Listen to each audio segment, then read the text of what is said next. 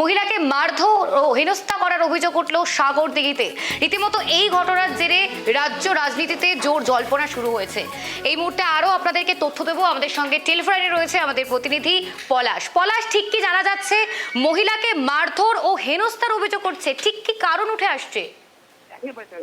সাগরদিঘিতে একাধিক মহিলাকে আইসিডিএসে চাকরি করে দেওয়ার নামে টাকা তোলা, পাশাপাশি এক মহিলাকে মারধরের ঘটনায় কিন্তু আইএনটিটিউসি ব্লক সভাপতি আবু সাইদ সহ এক মহিলা তৃণমূল কর্মী তোয়েবা খাতুনকে কিন্তু গ্রেপ্তার করে কিন্তু সাগরদিঘি থানার পুলিশ। জানা যায় যে ওই এলাকাতেই কিন্তু আইসিডিএস সংক্রান্ত চাকরির প্রলোভন দেখিয়ে টাকা তোলার পাশাপাশি ক্ষমতার প্রভাব খাটিয়ে কিন্তু এলাকাতে মারধর করা হতো, এক মহিলাকে মারধর করা হয়। আর এই অভিযোগ দায়ের হতে কিন্তু সাগরদিঘি থানার পুলিশ তদন্তে নামে এবং তদন্তে নেমে কিন্তু দুইজনকে কিন্তু গ্রেপ্তার করতে সম্ভব হয়।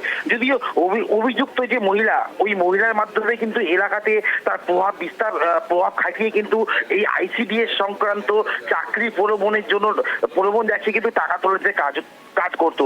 অন্যদিকে নিজেদের বিরুদ্ধে ওঠা এই অভিযোগ নিয়ে কিন্তু পুরোপুরি অস্বীকার করেছেন এই তৃণমূলের ব্লক সভাপতি। তিনি বলেছেন যে রাজনৈতিক উদ্দেশ্য প্রণোদিত ভাবে তাকে ফাঁসানো হচ্ছে, এই ঘটনা পুরোপুরি ভিত্তিহীন বলে তিনি দাবি করেছেন।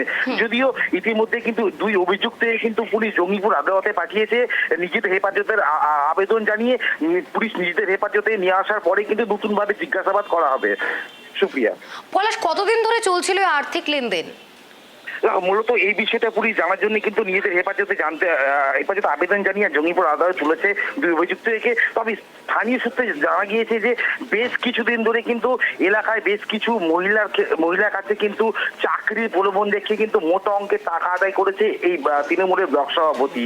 পাশাপাশি কিন্তু সেই মহিলারা কিন্তু টাকা চাইতে গেলেও কিন্তু তাদেরকে হুমকির শিকার হতো। কিন্তু ইতিমধ্যে রাজ্যের পালাবদল হয়েছে এবং পালাবদল হতেই কিন্তু একাই কিন্তু অভিযোগ দায়ের করছে। আর এরপরেই কিন্তু অভিযোগের ভিত্তিতে কিন্তু পুলিশ এই আইএনটিটিউসি ব্লক সভাপতি তৃণমূল কর্মীকে কিন্তু গ্রেপ্তার করেছে। তবে স্থানীয়দের যে দাবি যে বেশ কিছুদিন ধরে কিন্তু নিজের এলাকায় প্রভাব খাটিয়ে এই তৃণমূলের ব্লক সভাপতি কিন্তু মহিলাদের কাছ থেকে কিন্তু চাকরির প্রলোভন দেখিয়ে কিন্তু মোটা অঙ্কের টাকা আদায় করতো।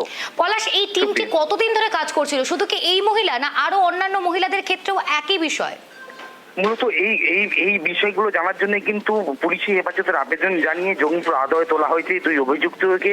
তাদেরকে পুলিশি হেফাজতে নিয়ে আসার পরে জিজ্ঞাসাবাদ করা হবে এই চক্রের সঙ্গে আরো কারা কারা জড়িয়ে রয়েছে বা এই ধরনের ঘটনা, এই যে লেনদেন, এই লেনদেনের আর্থিক পরিমাণটা কত, পুরো বিষয়টা কিন্তু জানার চেষ্টা করবে সাগরদিঘি থানা পুলিশ। সুপ্রিয়া, ধন্যবাদ পলাশ।